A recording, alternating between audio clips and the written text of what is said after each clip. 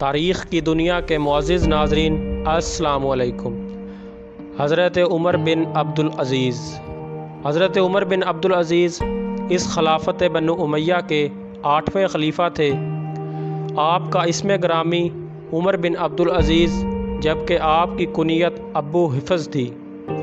681 عیسوی بے مطابق 61 ہجری کو آپ نے مدینہ منورہ میں آنکھ کھولی۔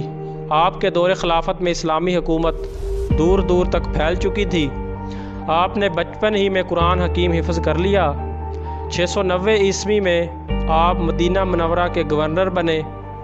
ناظرین، تاریخ اسلام میں کیسے کیسے خونی اور جنگی دور گزرے ہیں، مگر کبھی بھی ان پاک باغ ہستیوں کے بارے میں گستاخی کا کوئی واقعہ سامنے نہیں آیا۔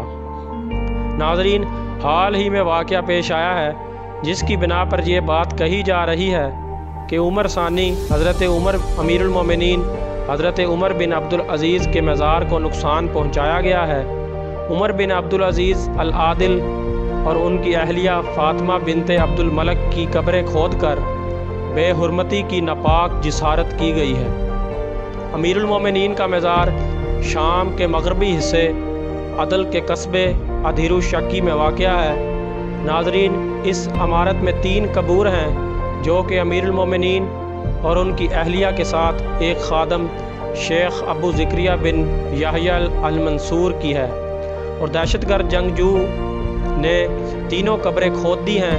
ناظرین، کچھ لوگوں کی جانب سے یہ الزام بھی لگایا جا رہا ہے کہ جو یہ تمام تر واردات ہوئی ہیں کہ جو شیعہ مجاہدین ہیں یا یہ شیعہ جنگجو ہیں، اس سارے واقعہ کے ذمہ دار وہ ہیں۔ اللہ تعالیٰ ان لوگوں کو غرق کرے جنہوں نے حضرت عمر بن عبدالعزیز کے مزار کو نقصان پہنچایا۔ ناظرین، اگر آپ کو ہماری آج کی یہ ویڈیو پسند آئے تو اس ویڈیو کو شیئر کریں اور تاریخ کی دنیا چینل کو سبسکرائب کریں۔ اللہ